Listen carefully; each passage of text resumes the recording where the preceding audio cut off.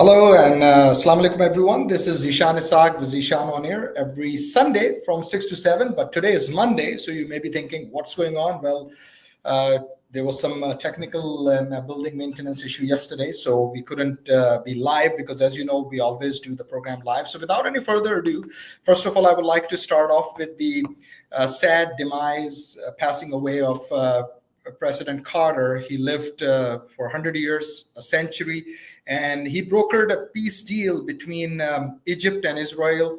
Anwar Sadat of Egypt and Menkamin Begin from Israel, the former Prime Minister of Israel. And that deal is still ongoing. And he was a courageous man. He was a very focused person, a good person in terms of diplomacy, and unfortunately, his approval ratings toward his first term also sank. And that's what happens. Politics, and especially when you're up there as the President of the United States of America, you have to face a lot of challenges and a lot of issues. So he couldn't win the second term. But remember, who beat him in politics? That was President Reagan. And he served 2 terms. And he was the only Democrat during that era in terms of after Nixon, and he beat Gerald R. Ford. And he was the state senator for the state of Georgia, and then went on to become the governor. So our thoughts and prayers with the family, and a great American passed away, a great president. And there are some presidents who have been popular, and there are some presidents who have not been very popular. Unfortunately, people who don't read history, they tend to forget the accomplishments of President Carter as well. And he was a Democrat and a good person who achieved this deal, especially between Egypt and Israel, which is still in place. So we hope the next administration, especially under President-elect Trump, do something about the Middle East, because that is still an issue which is ongoing for decades, and unfortunately there's no peace in that region. Some other important news with regards to Trump. Trump says US will be owning Greenland and that's an absolute necessary and necessity, quote unquote. Greenland obviously hit back as well, because this demand for control. Remember, this is the Arctic region, so the Prime Minister of Denmark and Greenland again tells Trump it is not for sale. But remember, maybe it's a good idea for Denmark to actually sell this area to US, because with all this glaciers that are melting, and there will be Northway passage that will open up. So as you know, who will arm that area? Otherwise, there's always the fear of other parties who can actually take advantage of the situation. And speaking of that, that's where the issue of Panama Canal also came into the picture. So as you know, on the map that I'm showing for social media viewers, Greenland and Canada, and then the Arctic Ocean, as you can see, it's a huge chunk of ice. That's basically Greenland. There are hardly many people live there, very few people, but it's an important strategic area.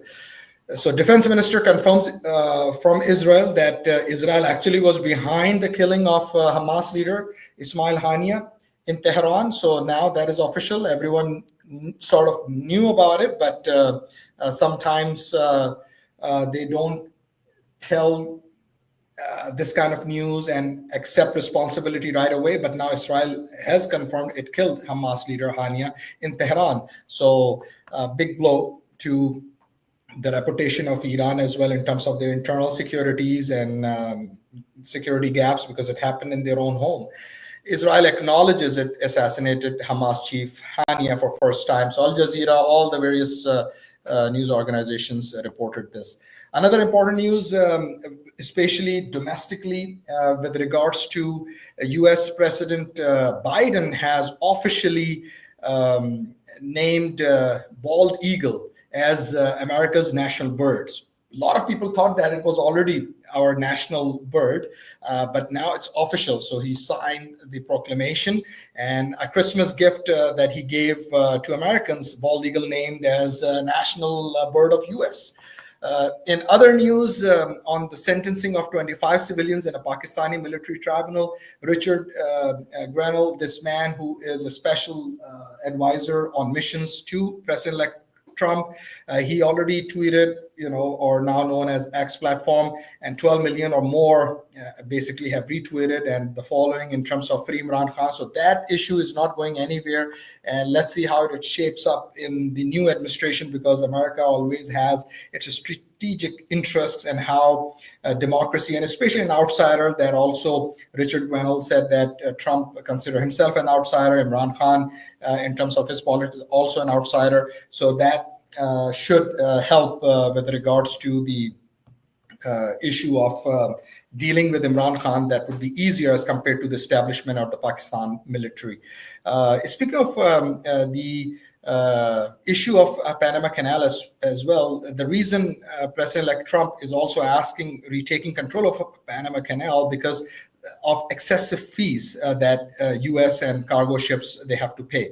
Now, Panamanians, people of Panama, they have said that, you can only retake Panama if you have to kill each and every Panamanians. And that's interesting, but they're saying that we're not going to give up. So this issue is important, but at the same time, tomorrow will be the 25th anniversary of Panama Canal that was taken over with full control by Panama as a sovereign country. So let's see how Greenland issue and this land grab, or the issue of Panama Canal also shapes up in the administration. But remember, these were not the issues that voters were voting on, Americans, and even Trump did not mention any of this during his campaign. So this is completely new. So in terms of some other domestic news, the DOGE, the unofficial office, I guess,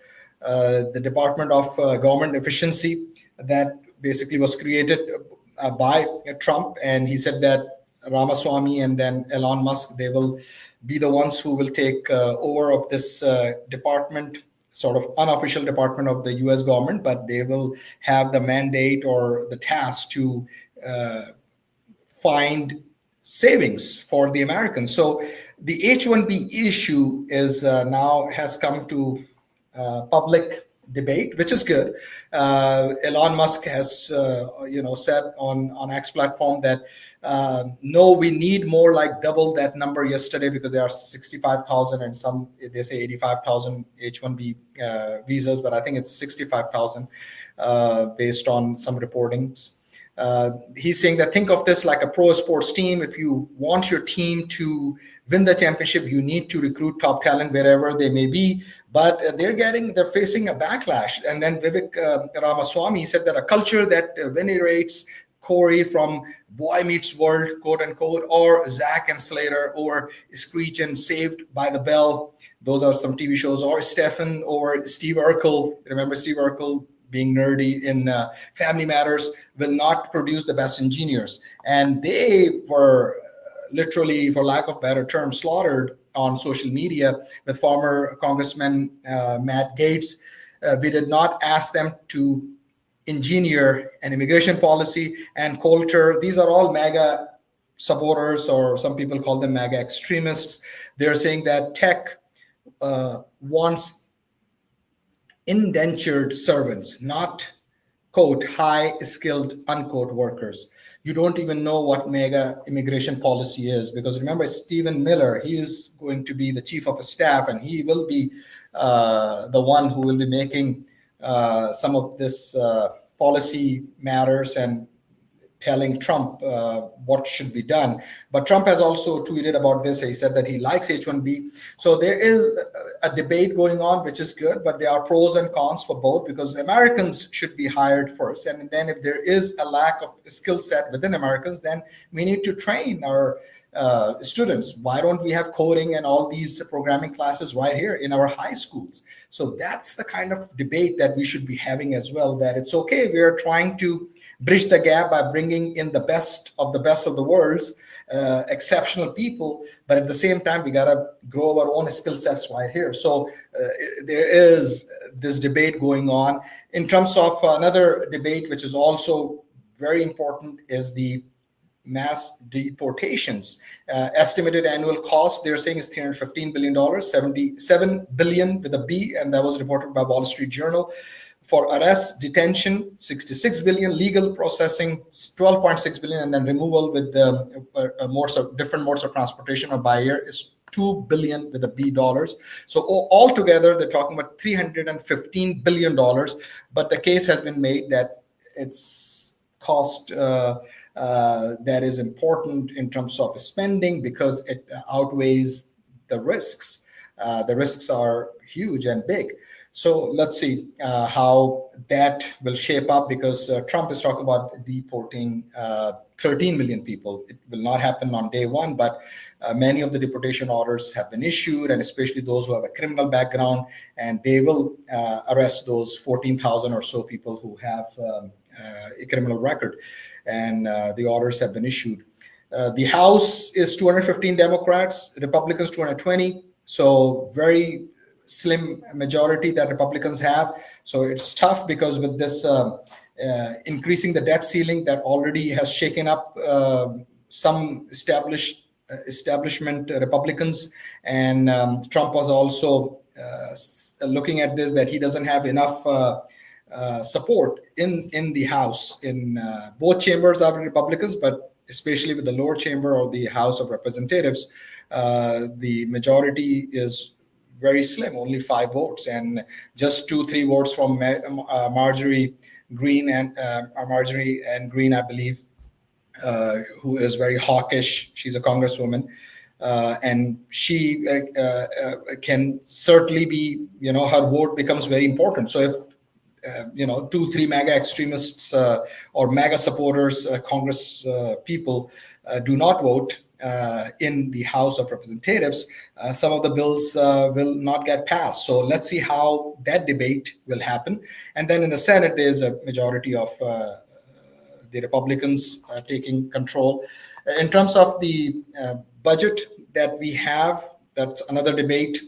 For 2023, fiscal year 2023, the deficit was 1.7 trillion, and the U.S. government spent 6.1, and they brought in only 4.4 trillion dollars. And that's where the Trump administration has tasked Elon Musk and Ramaswamy to get rid of at least $1 to $2 trillion. So let's see, because that's a big one, and that's the deficit as well. So that's where these numbers are also coming from. 3.8 trillion mandatory spending out of the total spend from fiscal year 2023, and then 1.3 on Social Security, 839 billion on Medicare, and 616 billion with a B on Medicaid. So with that, I will be basically signing off on the social media platform. We will continue on traditional media, on radio, and share this and subscribe to my YouTube channel, Zishan On Air, and then share your comments as well. And then Happy New Year to all of you. And today is December 30th, so it's exciting that we're actually coming to an end in terms of the digits 2024, but let's see 2025, January 1st will be the same. It will be the same sunrise, but one thing will definitely not be the same, which would be January 20th, when in just about 20 or 21 days, when President-elect Trump will be taking oath of as a president of the United States.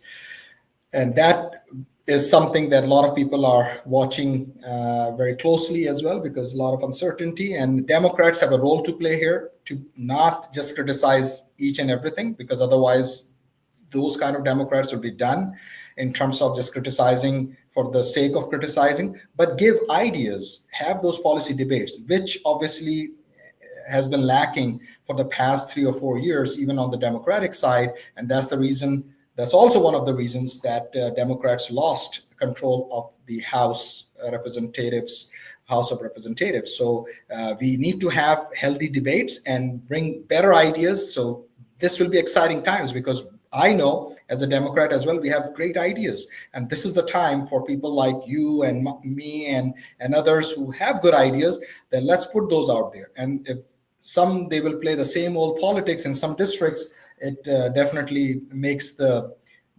big news in terms of national news, and then it also impacts other Democrats who are running in close races. So hopefully the strategists, they learn something and they focus on the pulse of American people, and be a healthy team in terms of debating these issues on the House floor with Republicans, because we all know Washington, D.C. is broken. So with that, this is Ishan Isaac. I'm signing off from social media, and subscribe Zishan on Air on YouTube, and then also on Facebook and Facebook Live, Zishan Isaac. So signing off from Facebook Live and YouTube Live from social media.